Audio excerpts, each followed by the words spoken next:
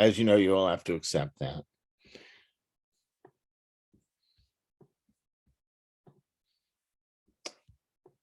Okay. So a question I usually ask is how many of you have done PowerPoint presentations or worked with PowerPoint at all? Just, type in yes or no. I would assume most of you have at least worked with it a little. Okay. Always curious. Oh, okay, good. Good. Okay, so that's good. So let me just tell you what the focus is going to be for today. I'm going to focus not so much on all of the bells and whistles in PowerPoint. That would take hours. I mean, I could do like, a series on PowerPoint. Instead, what I'm going to focus on, at least in the beginning, is, how you do good presentation design. And so I'm going to mostly focus on flat slides. Towards the end, I'm going to take maybe about 10 minutes or so, depending on how we go time-wise, and zero in specifically on some tricks you can use regarding presenting numbers. So if you're responsible for school budgets or you're responsible for, say, presenting student data, which is a unique challenge, I think people find is a unique challenge. I'm going to give you a couple of tricks for this. And in particular, we're going to look at the use of a transition called morphing. So in my experience, when I've gone into some school districts, some, depending on what version is using, morphing may not be available. However, it is available on PowerPoint Online. So even if you are currently using one of the, let's say, older versions of PowerPoint where they haven't added morphing, you can absolutely port your presentation into the online version, which does not, now is free. And at that point, morphing is available there. So everybody should be able to do it. Okay. So one more thing just to start up before I show you any slides, even though I sent them to you. So I had an opportunity a bunch of years ago to work with an administrative team, and the folks in New York will know who this is, at one of the BOCES, which is one of our educational service centers. Well, there are 37 of them in New York, but it's they're educational consortiums, and many other states have them. Pennsylvania has them. Florida has a couple, PAEC is one, many states have them, but they serve multiple districts. And as part of their summer admin retreat, they asked me to come in and work with them a little bit on how to do presentations. So the first thing I said to everybody is, bring a presentation you've worked on. And I don't care whether you bring an electronic version or a paper version for this, and pick one slide that you currently have. And what I want you to do is look at that slide the way you've designed it right now. And I want you to try to retool it so it only uses 6 words. You're limited to 6 words. So I get a lot of scratched heads because some of these things were pretty dense. But almost everybody was able to get it down to 6 words. And what they discovered is in the process of doing that, it really helped them refine the message. So then I said to them, okay, this may get harder, but let's try 5 words. And 4 words. Let's see if we can get even down to 3 words. Now, I'm not saying that in every case you can do that, but the very process of trying to churn it down into few words and more images is a central message of what I want to say today. Now, I think the reason why people put a lot of words on the screen is that, they have some dense stuff they want to share. But PowerPoint has a way to solve that. Okay? So there's a place for you to put in your speaker's notes. So if you want to put in detailed notes, you can do that. But on the screen should only be a few words. The other thing is, and it's almost a natural tendency, if you have a lot of words on the screen and you're presenting, you have a tendency to read it. And there's nothing worse than people reading like a lot of dense text that's already on the screen. So what we're really trying to avoid is what sometimes has jokingly been called, death by PowerPoint. By the way, how many of you have really seen, like a horrible presentation where you just want to oh my God, this is so terrible. And, or that's just, unbearably boring or difficult. The second message I want to send to you as we do this is when you're doing presentations, you want to make it easy for your audience. You don't want to make things hard for your audience. You don't want to make your audience have to work, because if they have to work really hard, they're just going to shut down. And especially in this world, you really do have competition, and you can almost see it. If you're presenting in a group and all of a sudden it gets, particularly a public event, and it starts to get boring, you can see everybody just goes to their phone to text or, read emails, and you're really going to lose their attention. So you have to think about your presentation slides as, how do I really get my message across quickly? And how do I make it appealing and something where my audience doesn't have to work hard? That's really the key. So in planning, you have to think a little bit about who your audience is. So that's why I really like this. If you want to catch a fish, you want something, you have to put the bait that's appropriate for the fish. And so that's true. You have to know, is your audience an audience of people that share your technical knowledge, in which case you can use more jargon? Or is it a public audience where you're really going to have to explain things and can't assume they know what things are, like IEPs and BOE and all the other acronyms we use, so you kind of have to know that. And then beyond just knowing the terminology, you got to know what's going to appeal to them. If an audience is made of people who are parents, what's probably going to appeal to them most is anything having to do with kids and appealing things involving kids. If you're not sure what your audience is, I have some general tips that we're going to go over about that, but it's best to just think about your audience and who is your audience, okay? And hopefully I've practiced what I preached in these slides. Notice, not many words, big images, okay? The second thing is, what do you want to say? What do you really want to say? So interesting enough, this is another thing that sometimes fouls people up, not really being sure what they want to say. They say, well, a presentation, it's an informational presentation, but what's the message you want to get across? Whether you're presenting a budget, what's the message? What's the underlying message that you want to support with your evidence? Is it that we're a responsible steward of the public's resources? That we do a good job in a particular area? So even though we're presenting information, we kind of have in the back of our mind what we want to say. Now, ironically, in a lot of cases, there's some debate about this. Some would say, whatever you want to say, actually don't say.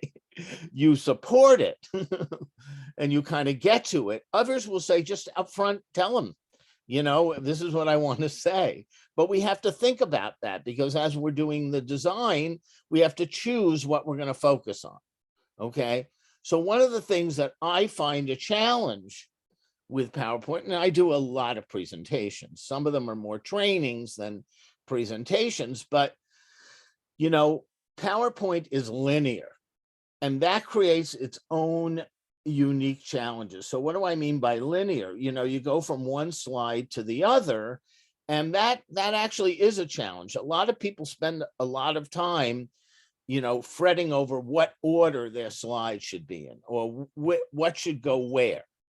And so I have a tip for that we're going to talk about, but sometimes it's best to not even worry about that. Just start by getting all the main ideas, and it'll kind of flow. But because of this, some people like to look at alternatives to PowerPoint. They look at something called Prezi, which is kind of more organized around one big image. I personally find it, I think it's cool actually in some respects, but I find it double work for me because it's very hard to create handouts from Prezi. So then I end up having to do Prezi and then ending up doing something similar to PowerPoint anyway.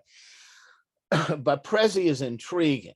But having worked with Prezi, which is very visual, did inform my PowerPoint work. So, but this notion of one slide going to the next can be a challenge. So one advice, actually, let me just even skip that, is to plan analog. There's a lot of different ways for a person like me that has so many presentations in the bucket, so to speak. A lot of times I'll pull out something I have already that I think is close and I'll refine it.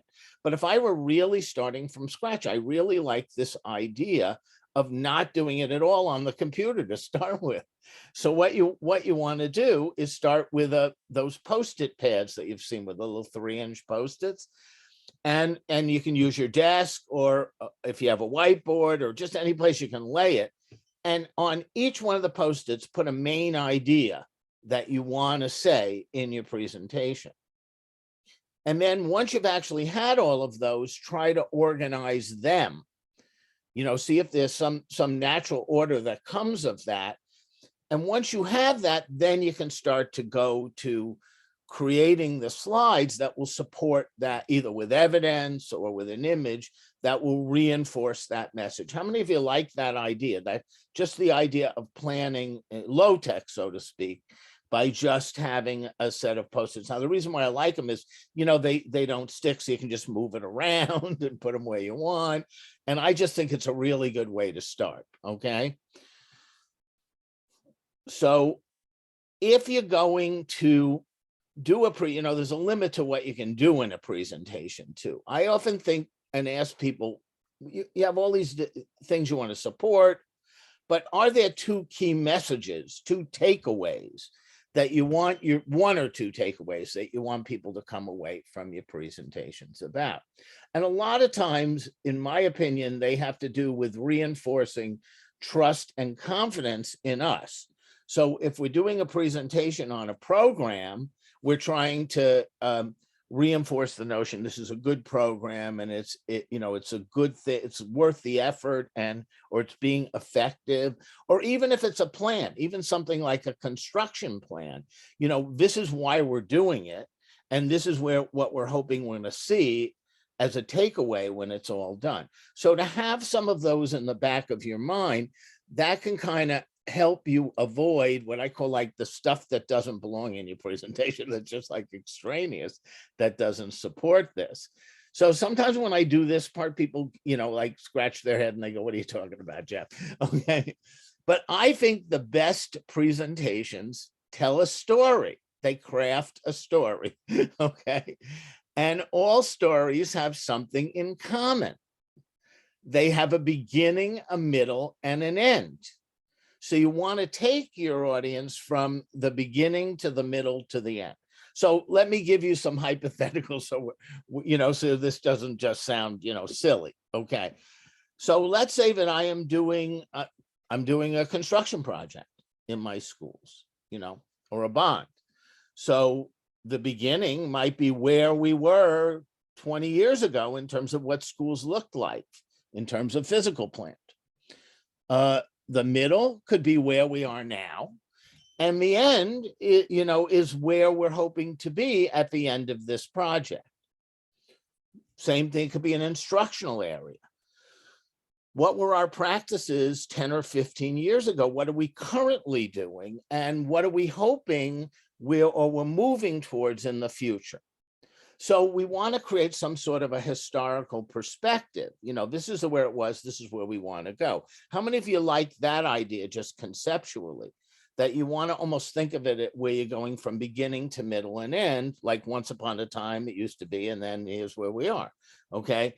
I think it really helps. And then, what's the arc?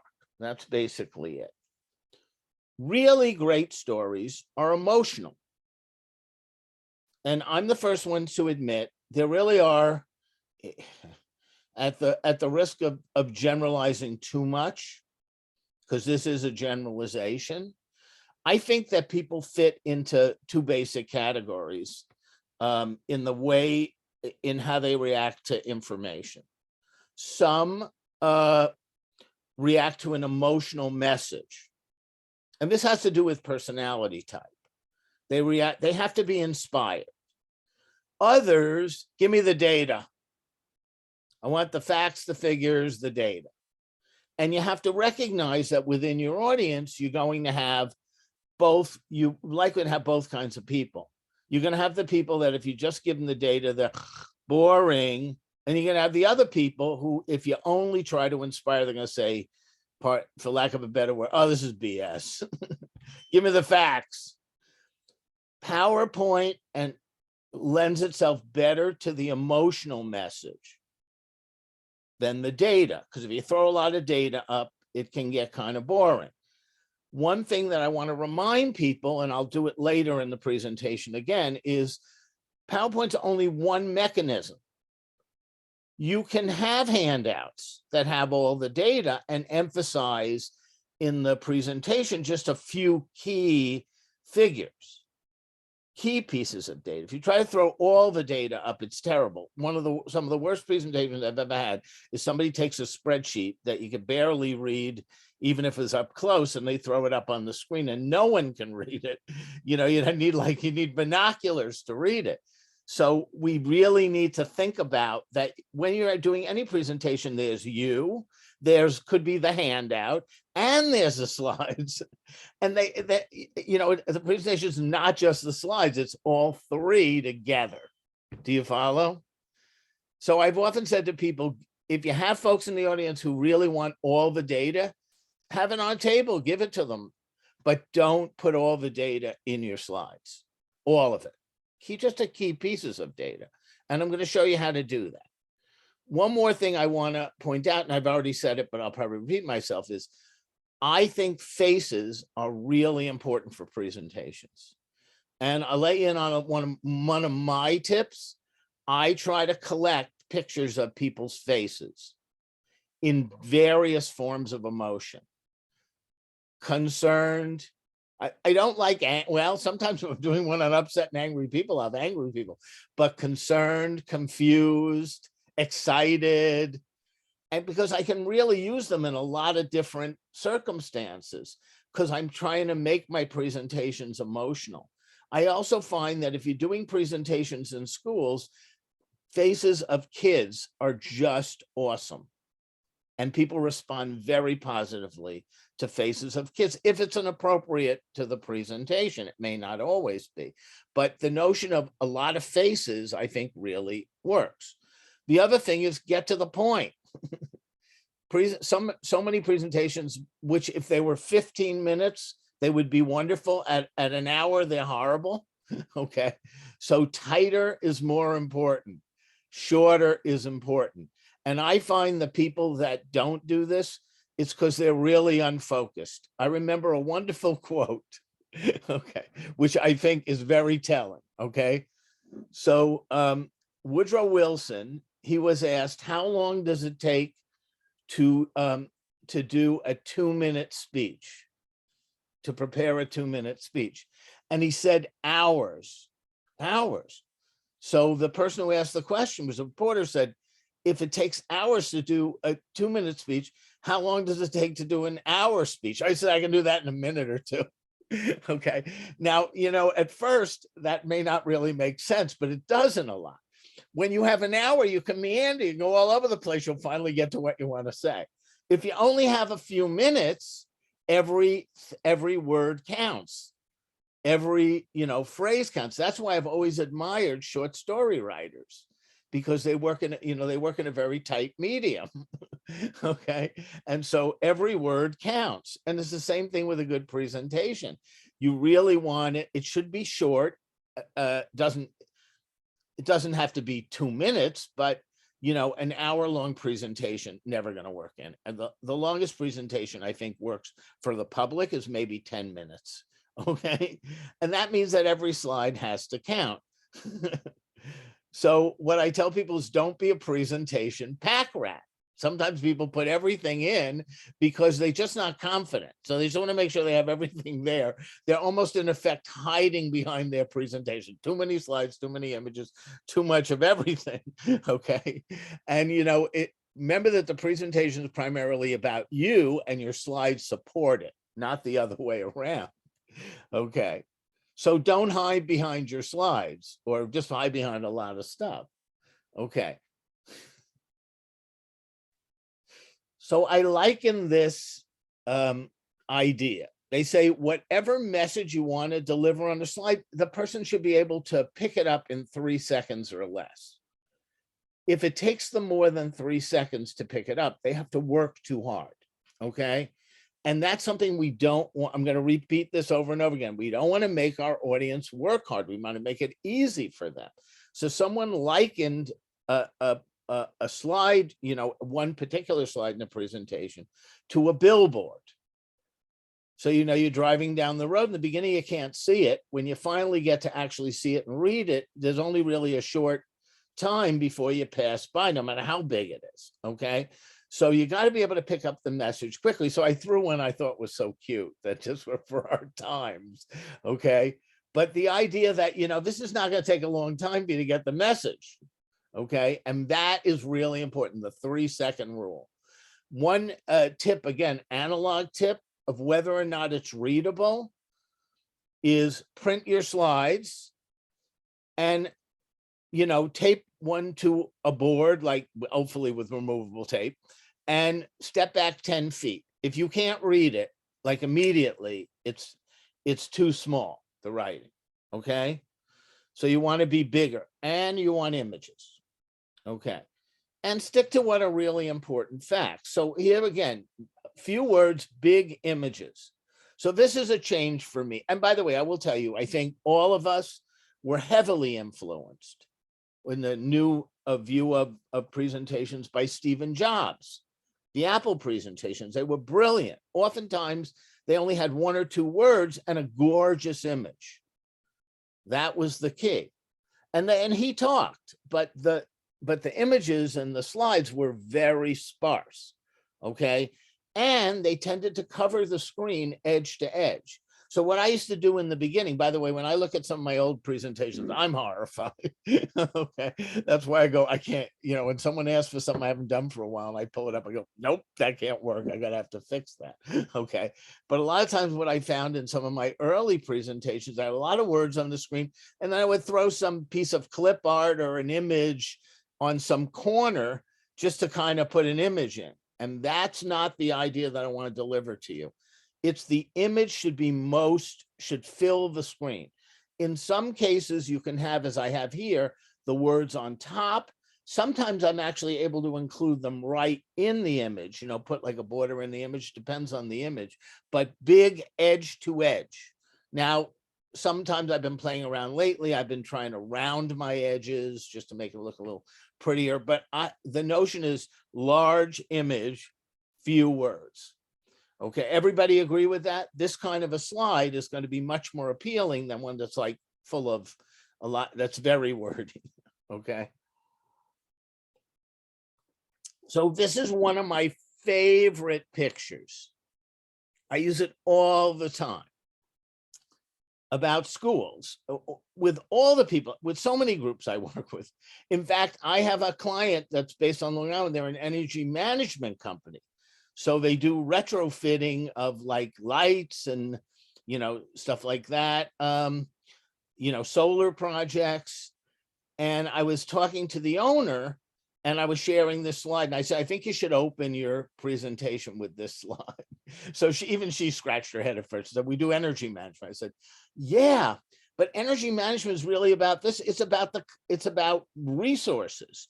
If we can save money in resources, okay, exactly, right. So yeah, Joe knows I used this a couple of weeks ago for a presentation on a different topic. That's why I say I love this one. But my point with her was, I said, you want to point out that, energy management really is about saving resources that we can put into services for this kid. So this kid never had a name, but I was doing training in one of my districts, and Joe pointed out, and the custodians named him. They called him Petey. Okay, so you can name him whatever you want, but at some point he is going to get to the door. Yeah, and I'll be glad to share this with you. But this is the perfect proof of the Chinese proverb. Is there even any words on the screen? There's not even one word on the screen. So sometimes you don't even have to have, if it's the right point and you're the one that's talking, you don't have to have any words on the screen, because the image says everything. This is who we work for. This is what schools are about. Okay, so again, think about big ideas. And also, I really do like, things are a little whimsical. This is a wonderful whimsical image, just because the turtle is so big and the girl is so small. But just this notion of it, something that people are just going to jump on. You just want to look at this. Okay. It kind of just is appealing to you. So the first thing I'm going to tell you is any of the templates, the original templates that they gave you with bullets, don't use them. Don't use them. Bullets almost naturally, you end up with like an outline type presentations. Don't use them. So I say, that was funny because I was doing a presentation and I told people not to use them. So I had come up to do something for the school boards in that area. And the deputy of the BOCES, the area, she says to me, during our presentation, you told us not to use bullets. You had some bullets. So I said, well, it's training. But the point is, for the most part, I really do try to stay away from like a lot of bulleted lists. And if you're only using 6 words, how can you have much of a bullet unless you're going to have each word be, one of the bullets? So stay away from that. And again, you want to engage your audience. And notice how many of my images involve faces of people. They really are powerful. They're just powerful. So before I go any further, any questions so far? Everybody good? How could you not love a face like this? That. And it is, they really are the key to understand, our faces are what reveals emotions. So anything involving face is very helpful. There are a number of them. One of my favorites is upsplash.com. If you look at my background image, I could stop for a minute. Just so you can see it, you'll see me. My background image, I am not at the beach now. Okay, which this comes from upslash.com. They have some amazing images that are available for free. Okay, so they're a good source. And then I'm going to say something else. If you're really working for a school district, in some cases, and I've said, let's go out and get the images that we need.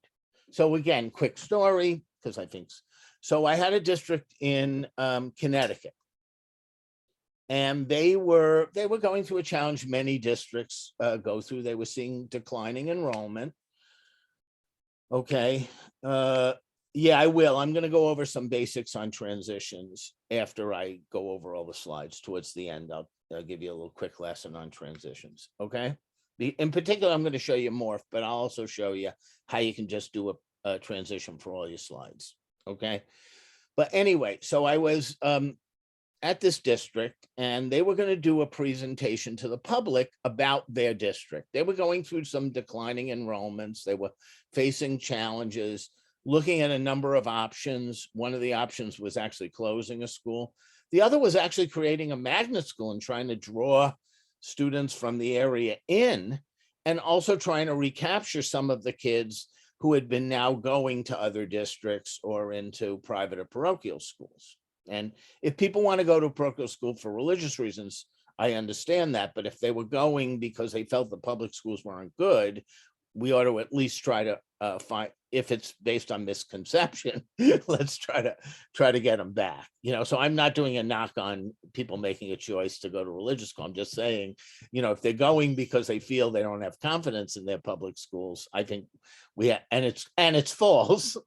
I think we want to, correct that misconception. So, the way it worked is they all worked on their presentation, and then I came to be the model audience. So they were like going to go through a dry run. Each of the buildings they were going to do overall. They only had 3 buildings, 4 buildings. And each of the principals is just going to do a little thing about his building and all the cool things that were going on. So when I came, it was overall was pretty good. But in some cases, I said, you're talking about this wonderful thing, but I don't see an image of it. The picture you do doesn't align with what you're saying. So I said, go out and take some pictures, because these were mostly about things kids were doing. They had like some stuff they were doing outside. They were working on building a boat, which I thought was really cool, because they're a shore community, and they had some other cool things. I said, go out, either you or, you can go out yourself, or everybody's get a camera now and take the pictures. I mean, you clearly know the program's there, take the pictures, and so what happened is I came back 2 weeks later, and they had their retool. They all got it, and then they had all the right pictures. I almost the second time I almost no adjustments at all, and then I attended the night they did this with the public, and you cannot imagine the reaction, how positive the reaction was. And at that point, the superintendent announced, we're not closing a school. We're going to work on all the ways that we can make sure that all the kids that want to come are going to come, and we're going to work on a few magnet programs to draw some kids. So they got strong support from their community, and there were some of the people that really impressed with some of the seniors who said, I've lived here my whole life. I love this place. I never knew all the cool things you were doing. And I think the presentation really helped. It changed the course of where the district was going. But it required, in some cases, going out and knowing the idea of what we want to say, and then going out and finding the appropriate slide. And that wasn't many clip art. It was mostly stuff from the district, which really was great. Okay. So yes, there's Upsplash, and yes, you can find some images. But if you want to really show programs, take pictures of the programs, include pictures from your organization. So there are a lot of options in terms of backgrounds, and I've started lately to include more, colored backgrounds, which are tricky, only because I have an application that allows me to eliminate the backgrounds on images so I can place them in. But if you're not really advanced, the easiest thing is a white background, and they are calming. White space is calming. So if you get a choice between a white background and a black background and a gray background, well, I think if you're really a pro, you can work with colored, dark backgrounds. I think the safest bet and the most appealing route and the easiest way is to go with a white background. Okay. And then, we can go from there. And white space is calming, just having some space around. So we just want to take a look at this to make a little bit of a compare and contrast. So I did not create this. This is something I guess I could say I stole or I lifted from a source. Okay. And my guess is this was something from a magazine. Okay. It was an image from a magazine. So as an image from a magazine, it's really good. It's quite appealing. I like the way the charts are done. I think it's a little tight on the bottom, but overall it's pretty good. Okay. And when you have a magazine article, the eye is able to scan to different spots. You're at a much closer distance. So I can zero in my eyes on the, map and the statistics below the map, and then I can zero my eyes on the chart. This is not a good slide. It's what? Too busy, too much. However, if you had this, particularly if you developed it, you could certainly break it down into pieces. So now this violates the few words, but it's not terrible, and it's actually pretty good. So this makes for a good slide. This doesn't. But if I made this into 2 slides, it would be fine. So I just want to point out, it's not, don't try to put everything on one slide. Okay. You can really do that, and that can work. Okay. So again, just to reiterate what I said before. So what I have on the left is a document. What I have on the right is a slide.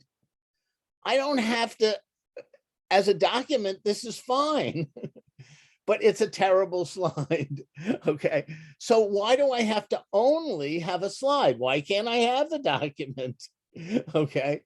I can hand out the document, but I want to, in my slide, I want to reinforce my key messages.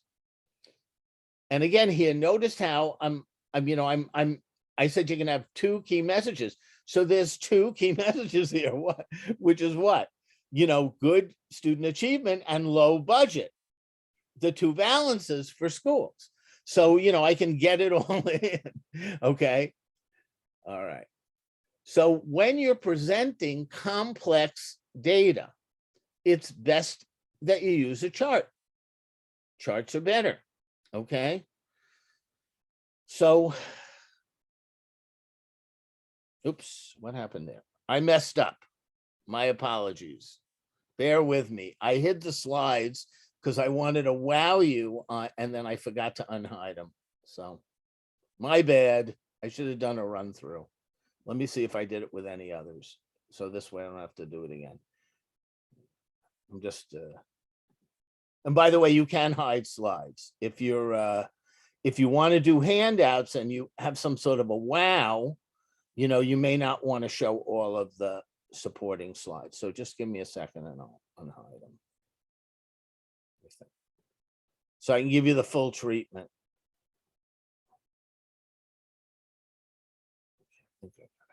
Okay, good. All right, so once again, forget what happened. All right, so here we are. So what do you think of this? This is obviously just made up data, okay? So what do you think? Okay, good, not too good? It works, right? It works. But let's see if we can make it better, okay? And then let's talk about what I did, okay? So what did I do here in the second version? Can anybody tell me what differentiated this? And I'll go back and forth so you can see. What I do? You drew our eyes to the important point. Correct. I made what I mechanically did actually was I made our information bigger. So immediately, and I'm going to talk about how I morph the text as well. But I'm talking about just for the moment, just the difference between the slides, right? So here in the first slide, the person has to work to figure out what I want to say because there's a lot of information on the slide, okay? And so it's not, they have to they have to work to analyze it. But I pre-analyzed it for them by taking their eye where? Just where I want to go, right? Where I want them to go. So this is an example of making them have to work less hard. Okay, let's see how far we can actually go with this. And we could have debate whether this is overkill, okay? But I can actually even go so far as to what? Really put an arrow where I want them to see. So I'm just curious of your opinion. Which one do you think you like better? I mean, it's debatable, but do you like, this is the first, this is the second, and this is the third? You can just tell me first, second, third. Okay. So which one takes the least amount of work for my audience? Number 3. And that is the central message, especially when presenting data. Don't make your audience work hard.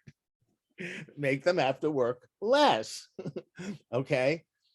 Don't, I should know exactly where to go. Okay. So I don't remember what district I got this from, but it was from a district on Long Island. Hopefully it wasn't yours, Joe. I don't really remember. And it was a while ago back. Okay. But I just pulled it off their website. It was actually a part of a slide presentation. And I said, is there a way that I could make this better without changing the content? Now, I have to admit, this is content dense, okay? And sometimes you do have to have stuff that's content dense. It's all well and good to talk about a few words, but every once in a while when you're presenting like technical data, you are going to have more. So is there a way without really essentially changing the message or leaving anything out that I could make this better? So I'm just going to show you what I came up with. So that's my revision. Okay. And again, let's just look at the difference here. So this is like, oh my God, I don't even want to read this, do you? Okay. It's way too wordy. And I'm not even sure. Here's the irony. What's the message they really want to send at the end of the day with this? That we saved about $1 million. That's really that's the central message of the site. They're explaining all the details, but what's the central message? We saved $1 million, okay, which is not a small thing, okay? So here, when we present it, I actually said it twice. So up top, I said, what? Saved $1 million, and then I gave the details underneath. And then I just listed what? In big enough text and easy enough to see where the savings came from. Okay. So I think, I'm pretty sure that I'm clear. Which one do you like better? The first one? Okay. Or the second one?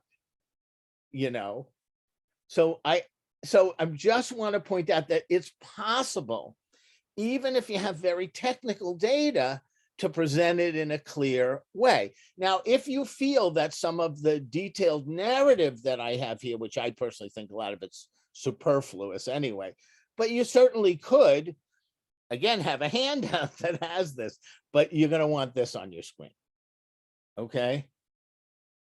It depends on whether the details were necessary. So we have to really look at what this was. A lot of it's just over wordy. Because what you're basically saying is we saved 65,000, in our data processing, so you might add a few words, but I'm not sure even I would want to even read all of this. Okay. I would want to emphasize where the savings were from. And I certainly might get a question, about like where, the details of that. But I really think this drives home the key point.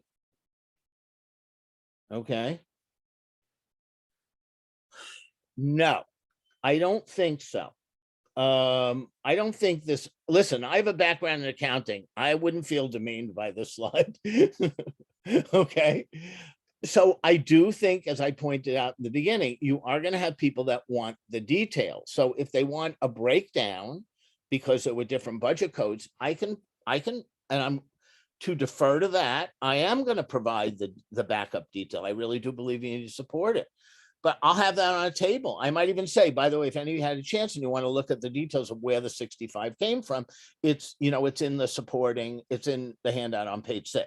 So I'm certainly not trying to hide or be cute or anything like that. I'm absolutely providing the data, but I think not everybody wants to wade that deep into the details, and I'm going to end up boring 25 people because I've got one person that wants to go over everything line by line, and I don't have to do that. Do you follow? But yes, part of the way I cover myself is to have a handout. That's why I say you can have a handout and a slide. The handouts can be more detailed. Okay. So what's your thought on that? Because that's really important. It's don't put it all in a slide. Get your key ideas in your slide, but then have the details provided. And I'm absolutely going to provide it because of what I said in the very beginning about people being different, and there are going to be people that want the detail and they'll slam us if they don't get it. So we'll give it to them. But when we're emphasizing it and presenting, we're focusing on highlights that support that. Okay, so once again, this is just another example of the same thing. So here only because I didn't want to only do a budget one, okay? So here's just some data. This is made up. I didn't want to put any real districts because I don't want to do that. That's not the purpose. So they're kind of made up, but it's typical of what you might see as a comparison. It's comparing counties. This is a state that has countywide schools. These are counties. And it's comparing them to the state, which is a common thing to do. Okay, so right now I have a lot of work, right, to figure out what you want to say. So again, I'm going to use the same trick again. So here, notice what I did. I'm still providing all of the information. One could argue maybe we don't even have to have all the other counties, but all I did, but just making it bigger, okay? The two numbers that I really wanted to compare, it made a really big difference. And then here's just another little trick. It's not even that much of a difference. Here, I just grayed out all the other data. Do you follow? So you're seeing the big emphasis, and I just changed the other image to gray. Okay. All right. So let's take a look at another one like this. So this is, again, this is just data. And it's about all of our schools. But again, it's a lot of work, right? You have to kind of work to read all of it. So I'm going to show you through morphing, which is the big emphasis here, what you could do. And I'm going to present actually on all of these schools in my little blah, blah, blah presentation. Okay, so let's talk about our 5th grade scores. Let's focus first on the Smith schools, and I would talk about it. Okay. And then here's where we are with Bell's school.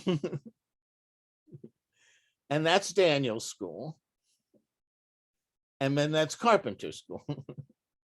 Okay. And that's just, all of them. Okay. So here's just another, example of doing the same thing. I'm just pulling the one school we're going to talk about up from the group. Then I'm pulling the next one up. Then I'm pulling the next one up.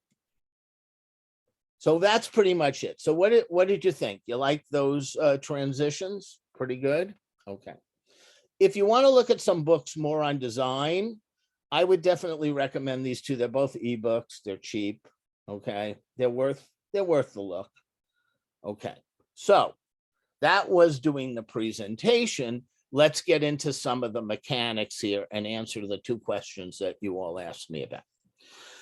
So when you're doing, and so of course there's the slide design, and I've talked to you in general about that without actually telling you how to put the pieces together. But one of the questions was, how do you do your your transitions and animation? So I'm not going to do animation with you. I recommend actually either do a really nice transition or animation. Sometimes people overdo this.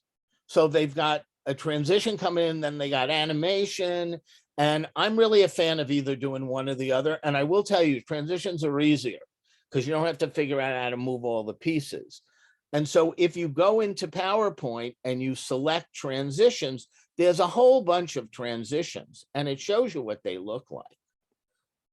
So you can kind of pick one that you want to use, and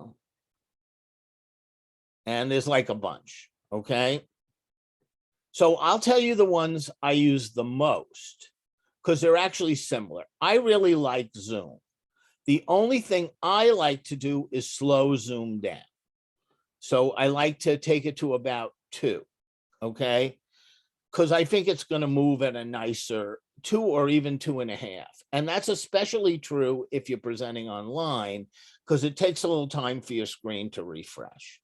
So once you've picked it for your first slide, and by the way, a different transition for each slide, it's like 15 different colored crayons.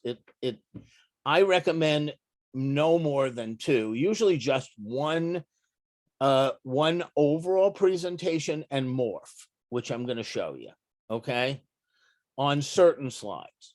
So I'm going to pick one. So that's easy because once I've done it on one, I'm not going to do it now because I have some of mine set up for morphs, but I go apply to all, and that's going to make the same transition and timing for your entire presentation. Okay. So pick one, stick with it. Zoom is very, fly through looks similar. Once again, slow it down.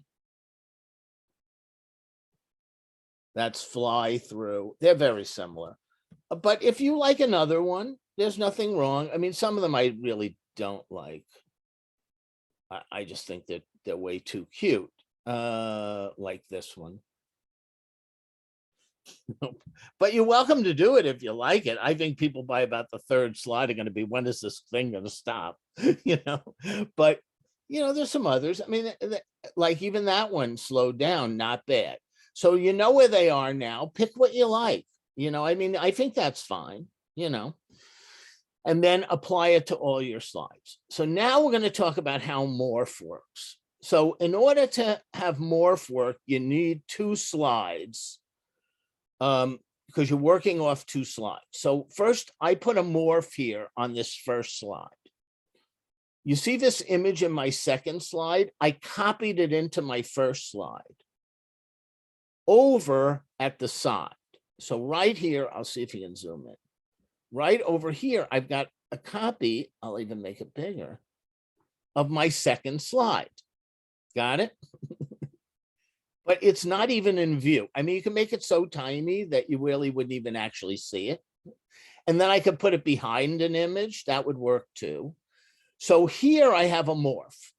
So let's see what happens when I do a Morph like that. Okay, whoops.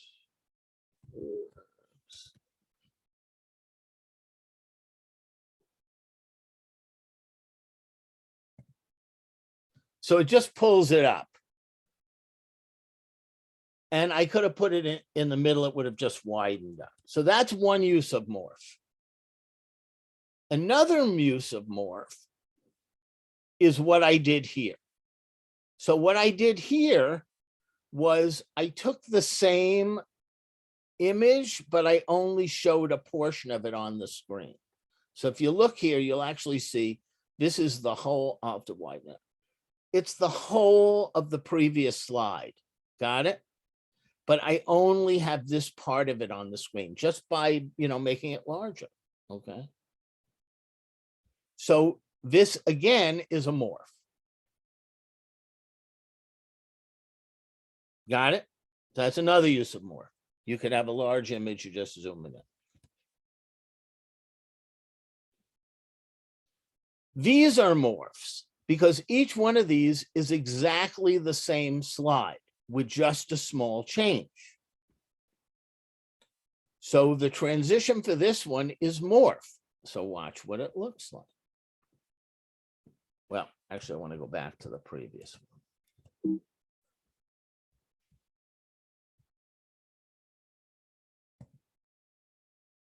So all I did was do one slide and then duplicate the slide. And then the second slide, make that image larger. Got it? And then at that point, it's going to morph to bigger. And then in turn, I did the same thing on the third slide. So when you look at it, assuming you were going to do more than one, this is what Morph is like. Okay, slight adjustment on because I must have moved my table up a drop. But you get the general idea, that's a Morph. Okay. Here's another one where I used morphing. So this is my first slide. My second slide is a duplicate, but just with 2 items made larger.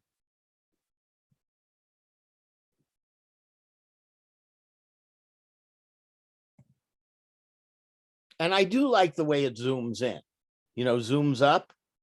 It does make for a nice look. And then the third slide is just, I made those items gray. So that's another example of using Morph. Everybody okay so far? Okay, so let's look at one. This is a little more advanced Morph. So I always start out with my first slide, right? So what's the difference between this slide and this slide? I took some items out. I didn't take them off the slide. I put them outside of where you could see them. You see that? So this is actually the border of the slide. This is like extra on the side, right? And the reason I did that is so that when I do the third example, I can then pull them and change them around, right? So let's see what that looks like.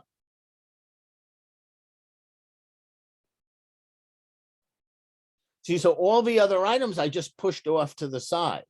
Yeah, thank you. If you have to go, I understand. Okay, I just pushed them off to the side. They're still there, but these are the only ones you're seeing. And then in the next one, I just moved that off. Do you follow? And then this off. So if you actually looked at the raw slides here, they're all based on this slide. Notice where the items are. They're out, so they're in the gray area, right? Well, I have set up so it changes it on click, which is normally what you would do. On my next one, I just have different ones.